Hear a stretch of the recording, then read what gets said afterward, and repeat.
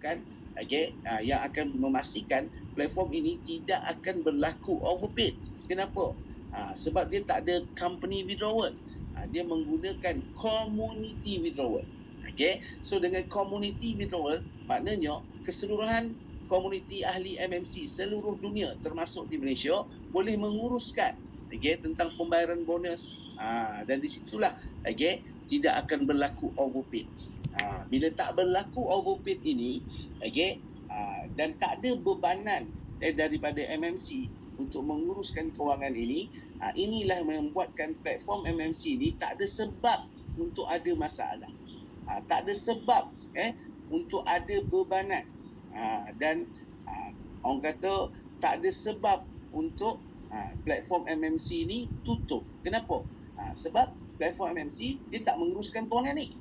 Yang menguruskan kewangan adalah komuniti di dalam pasaran. Dan semua komuniti MMC yang ada bonus MCP boleh menguruskan kewangan yang ada di dalam pasaran.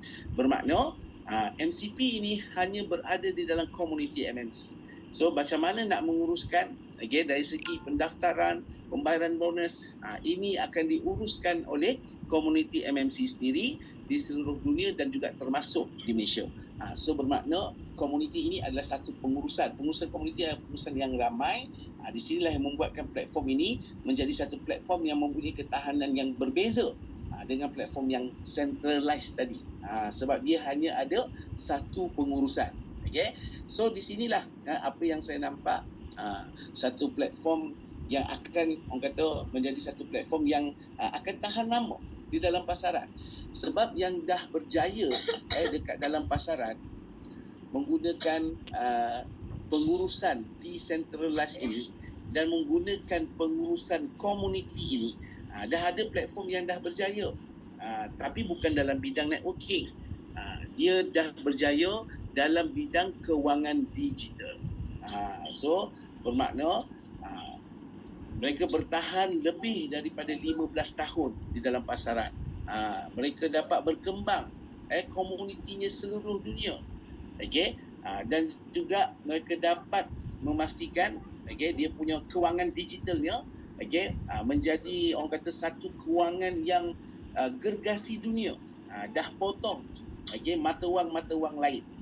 So apakah platform kewangan digital tersebut yang menggunakan pengurusan decentralized ni, yang dah berjaya dekat dalam pasaran, iaitu platform kewangan digital Bitcoin. So Bitcoin adalah satu platform kewangan digital yang dah menjadi gergasi dunia, yang bertahan lebih daripada 15 tahun, daripada 2008 sehingga hari ini masih berjalan lagi transaksi jual beli Bitcoin. Dan kenapa dia boleh bertahan selama ini? Sebab dia menggunakan pengurusan decentralized dan menggunakan komuniti. Komuniti untuk menguruskan kewangan di dalam pasaran. Bermakna jual beli Bitcoin itu tidak melibatkan pengurusan owner Bitcoin. Jual beli Bitcoin itu hanya berlaku dalam komuniti Bitcoin sahaja. So ada banyak persamaan dengan MMC, sebab MMC juga menggunakan konsep komuniti yang menguruskan kewangan di pasaran. So bila tengok pada konsep yang dibawa oleh MMC ni, ada banyak persamaan dengan Bitcoin. So di situlah yang saya nampak dari sudut pengurusan yang MMC buat, inilah akan menjadi satu platform yang boleh tahan lebih daripada 10 tahun di dalam pasaran. Kalau kita tengok apa jadi dengan Bitcoin menggunakan pengurusan decentralized ini, dia dah menjadi gergasi dunia. Kalau dulu 2008 harga Bitcoin tu hanya bermula dengan 1 sen dolar. Sekarang anda boleh Google. Anda boleh Google harga Bitcoin hari ini. Harga Bitcoin hari ini dah mencecah RM300,000 satu Bitcoin. Bermakna itu dah capai $90,000 untuk satu Bitcoin. Apa pengurusan yang Bitcoin pakai?